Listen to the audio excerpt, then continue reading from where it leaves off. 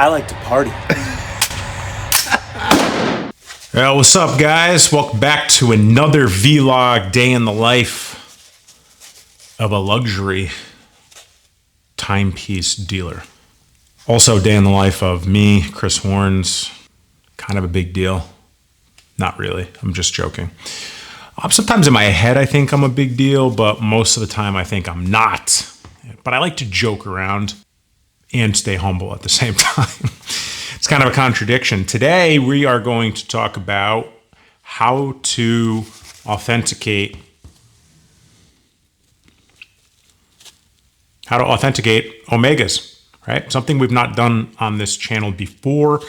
I know a lot of you watching like when I authenticate watches, which is part of the process of being a dealer, right? You got to make sure the product's real, and just like anything that has value, there are fakes. So when we process watches, timepieces, one of the most time-consuming parts to the whole process is authenticating, right? Because we want to make sure that what we're selling is real.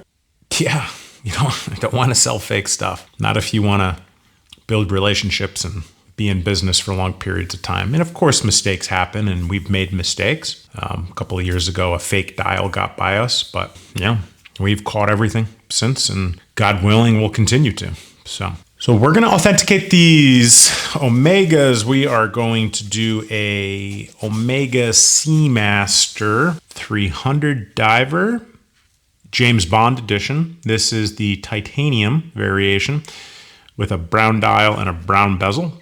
And the strap is titanium. We'll talk about that here in a second. Then we're also doing the famous Speedmaster Sapphire sandwich, very desirable Omega. Great buy under $6,000 too. $6.5 grand, $7 grand, depending on where you're buying, but around the $6,000 mark. Great piece. Before we do that, let me update you guys on some stuff. Talk about my health, my dog, my book, my car. So health, a lot of you guys that have been watching and tuning in weekly know that I went through some health challenges. I had some injuries that I was dealing with, specifically my knee. I'm doing really good.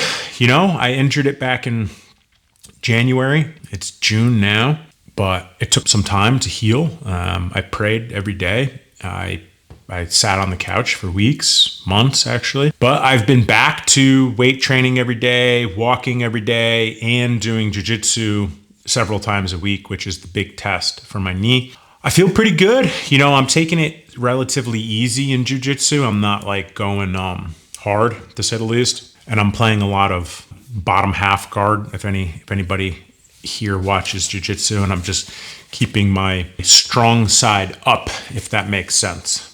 And it's going really well. Yeah, I'm really excited because being healthy is important to me. Being physically active is important to me. And so is my body feeling good and looking good. It's very important to me. That's how I was raised. And yeah, I'm feeling good. Next month, I'm going to go back to striking, go back to boxing and Muay Thai. I'd say very soon. I'm 100%. So wanted to update you guys on that. Next, dog. I spoke to the breeder that I've been working with and have a deposit on, Delaware Red-Nosed American Pit Bull Terriers. Their heat is done. The dogs have been bred. They produce world-famous American Pit Bull Terriers, and the litter is due this month. So we're looking at early fall timeframe for a new baby, which I'm excited about. It's been 6 months since Penelope passed, which is pretty crazy. But, I'm doing a lot better with that. I have my moments. I miss her terribly, but, I kind of, I accepted it all and released her, which was really hard for me. Metaphysically, I released her. And, I asked her, send me a puppy. And here we are. So I'm looking forward to another dog, to say the least. Book. I'll keep you guys updated on the dog for sure. It's a big win. It's the biggest win out of everything that I do. That's the most important outside of my family. Not money, not watches, not cars, not the book, not the team. Even though those are all very important to me, the dog is arguably the most outside of family. Book. I've been working with this publisher. We are done with chapter 8, which means we have 3 more chapters to do on the first of 2 edits. After that second edit is done, which is basically just a read through, we're getting close. We're getting close. So I'm pumped. It's getting there. Release will probably be 2026 at some point. Yeah. Car. As many of you have seen on the vlog, I have my car. Shopped for like a year and a half, 2 years. Haven't driven it in a couple days because it's been raining. It's incredible. It's absolutely an incredible machine. Easy to drive when you're driving it tame. Fast if you want to go fast. It's got a beautiful exhaust note. It's great. Let me know if you guys want me to do a review on that. I'd be happy to do it. Or a vlog on that, better said. So, yeah. Things are, grateful that things are going pretty well. And I'm always grateful for when things are well. And, when difficulties come, you just got to step back and say, all right, what is this lesson teaching me? And God knows I've had plenty of lessons. And I'm sure there'll be many more to come. But, yeah, happy to report everything's going well, guys. My godson's 6th birthday is coming up. And let's authenticate some Omegas.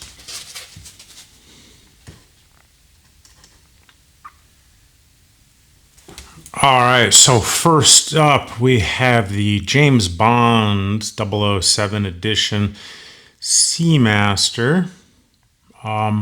As many of you know on this channel, I am a big fan of Omega. I'm also a big fan of the Seamaster. This Seamaster is a little bit different when it comes to the color scheme, which is brown. They do make this watch in several colors, blue, green, I believe gold and bronze as well. This one has a titanium bracelet, which is definitely looks cool. It looks really cool. The thing about it is, just look at the way it's sitting.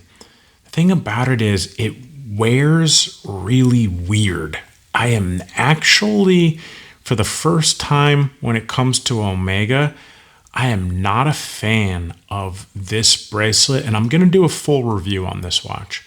I'm not a fan of this bracelet, and it wears, in my opinion, terribly. It's sharp on the edges. Like, it's not going to cut you, but it feels sharp on the edges, and it doesn't really bend to the wrist. It kind of just is there, and your wrist has to be inside of it. Yeah. Cool watch. I would rather have it on the NATO strap. And then, of course, the famous Speedmaster, the Sapphire sandwich. Very desirable watch. Excellent Omega.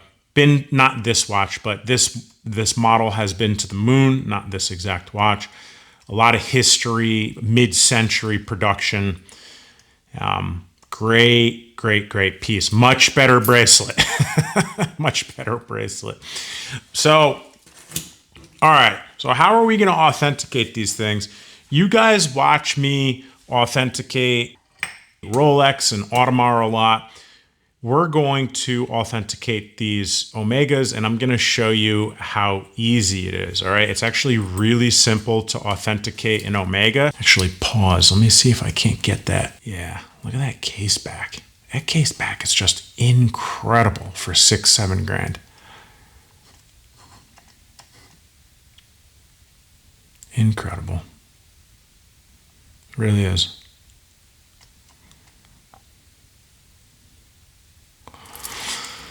You'd be surprised how easy it is to authenticate an Omega. All right. On Rolex, I'm picking it up. I'm always weighing it, feeling it, checking it out, looking at the dial, looking at the writing, looking at the movements. Well, let me show you guys something. Let me show you how easy it is to authenticate an Omega. And some dealers might not like this, But if it has a warranty card, it's real. And that's the truth. Not too commonly faked. And any watch that doesn't have a warranty card, there's always a risk of it being fake if it doesn't have a warranty card.